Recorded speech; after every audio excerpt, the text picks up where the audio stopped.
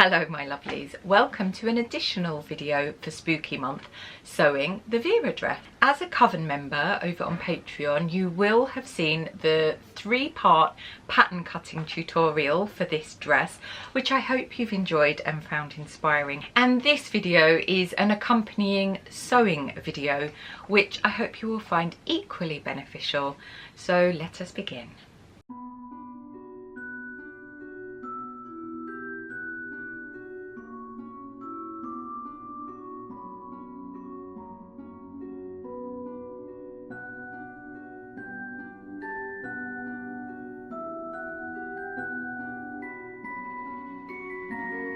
With the new season, I thought it would be fun to get Brigitte out of her crypt, so first of all I took a moment to organise my sewing space. Of course, the whole process was overseen by Ghost, who is really not amused by my new slippers.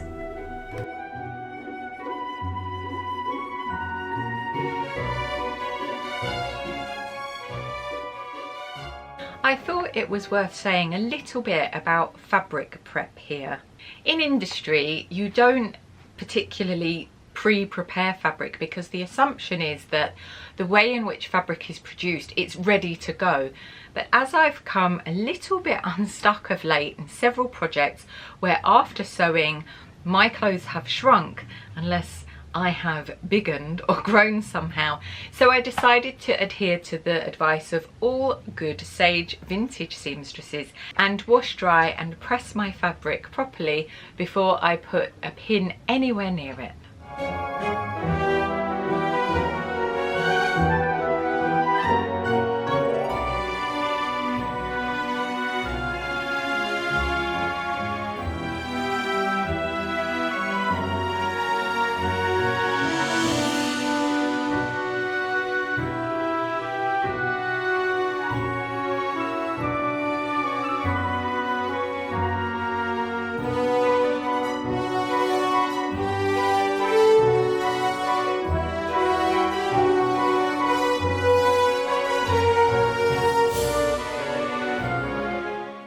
I really love using these Liberty print weights by Foxglove and Field.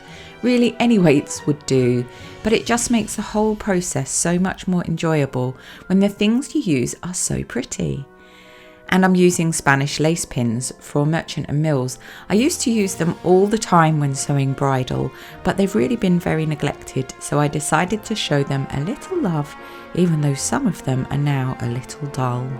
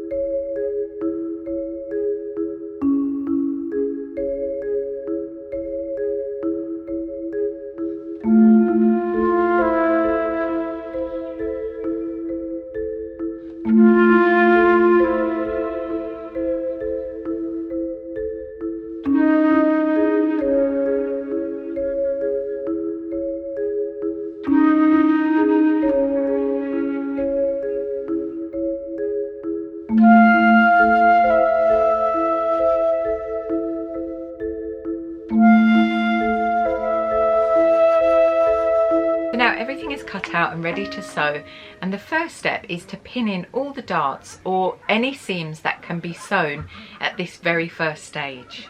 Now I generally use a ready-to-wear production method because that's how I was trained to do so way back many moons ago on my degree. And what this means is that you sew everything that you possibly can before you move on to the next stage, which might be seam finishing. It also means that you sew everything flat as far as you possibly can, which is much easier. I find a lot of pattern instructions take you on quite a convoluted journey. It takes a lot of time, at least it takes me a lot of time, to jump between all of these different steps. So if you're just sewing all the seams you can, pressing them, overlocking, sewing the next lot of seams, overlocking, pressing, so on, it makes the project run a lot smoother. This means that the front is constructed, the back is constructed, then they're sewn together at the shoulders, sleeves are put in flat, then the sleeve seams and side seams are sewn, and then you just have your finishing to do, such as hems. It isn't always possible to do it this way, but as far as possible I do sew this way, and it makes it far more efficient and a much more peaceful, relaxed sewing experience.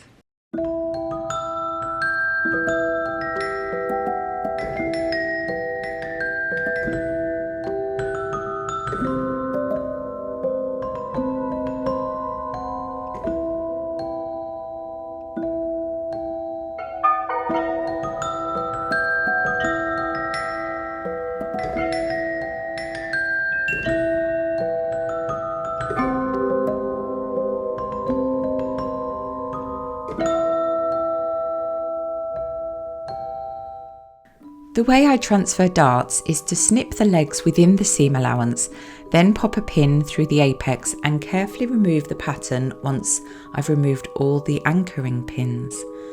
I pop a pin through the opposite way and carefully separate my panels. Pins have the terrible habit of just pinging off willy-nilly. It was at this point that I realised it was nigh on impossible to tell the right and wrong side of my fabric, and just hoped for the best. After all, no one's going to notice in the dark depths of my crypt. The irony isn't lost on me that when I sewed ivory and white wedding dresses, I had black cats, and now I sew primarily for myself, mostly in black. I have the floofiest white cat. I spend a lot of time lint rolling myself.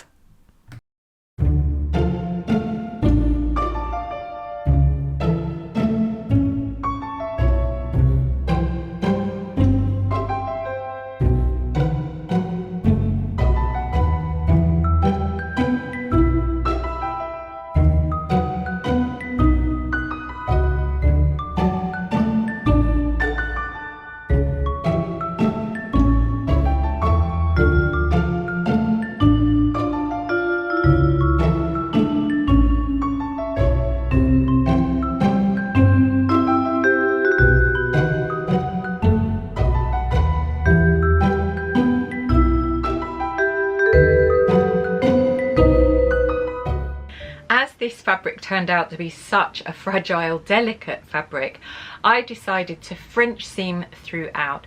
Not only does this look really, really pretty, it also added a little extra stability to all the seams of this very wispy, ethereal fabric.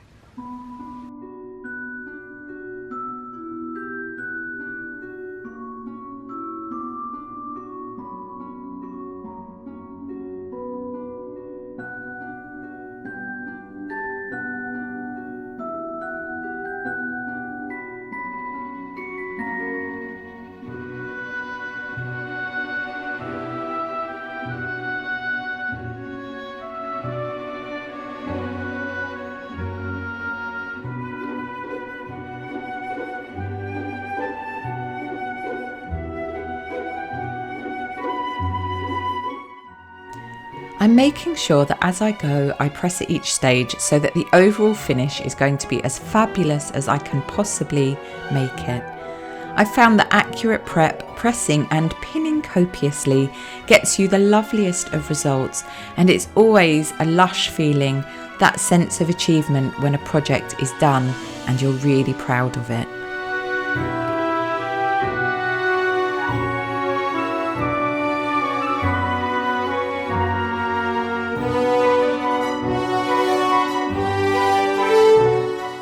So I sewed the bodice separately and then the skirt, then I sewed them together at the waistline, also with a French seam. Normally I'd do the back flat and insert the zip at that point, but because this dress has got the stand collar, which is a really lovely detail, and the zip actually zips right all the way up the back, I had to construct it slightly differently. So that meant that the zip had to go in after the front and back had been sewn together.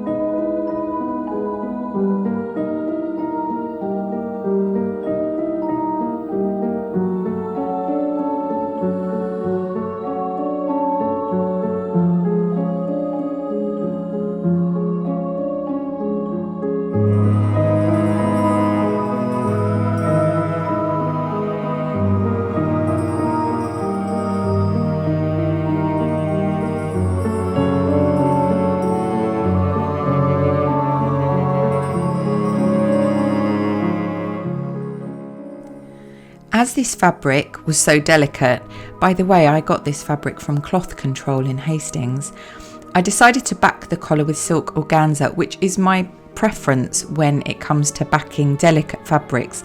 I seem to use it all the time.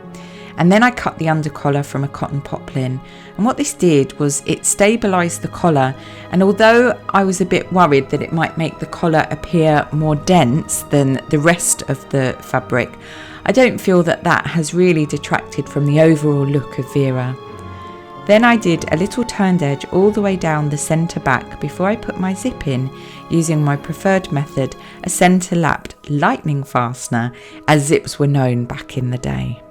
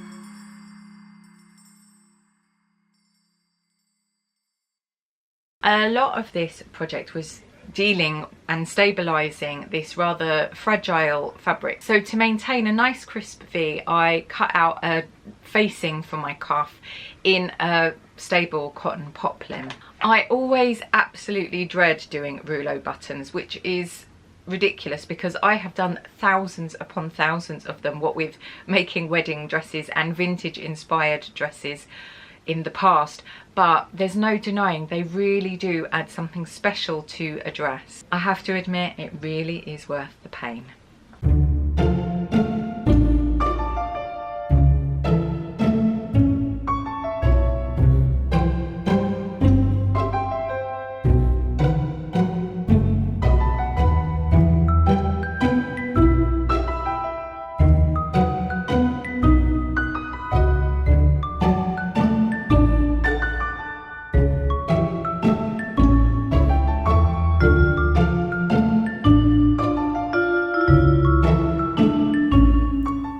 At this point, I sewed the undercollar to the top collar and then understitched it so that I got a lovely crisp edge and a really lovely finish.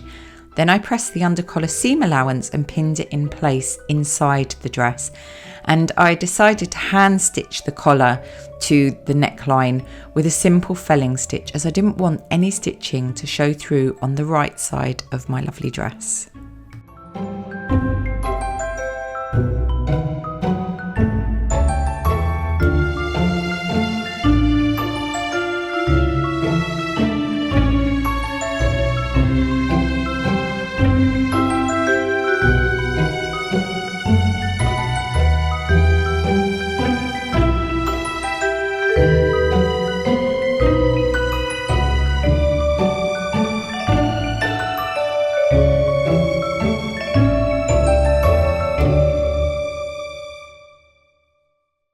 at some point in the not too distant future, I think I'll do a proper tutorial for rouleau buttons, my way of doing rouleau buttons, because for whatever reason I just didn't really get the right camera angles when I was filming my sewing process. So I'm not entirely sure that this will make sense as a detailed step-by-step tutorial, but I hope you get the general idea, and it really is much simpler than I think I've made it sound.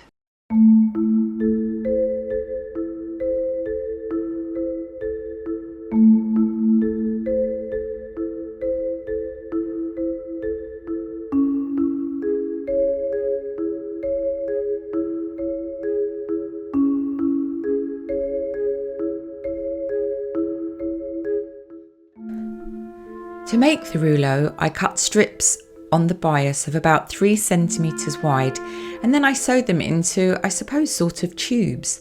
I'm not really one for gizmos, unless of course they are of the Mogwai kind, but I do like this nifty loop turner that I picked up from my lovely local haberdashery Jacobs, and I've used it an absolute ton over the years.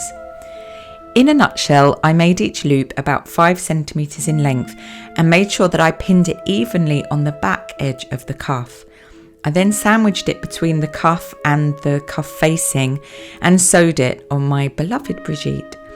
I sewed the button side down, pressed it all the way around and hand stitched it in place. I really didn't want to see any visible stitching on this right side of this dress when I'd finished. And I happened to have some ready covered buttons in black, so I sewed these in place, which was a real huzzah moment, because there's only one thing worse than making rouleau, and that is covering buttons. But as I said, no pain, no gain.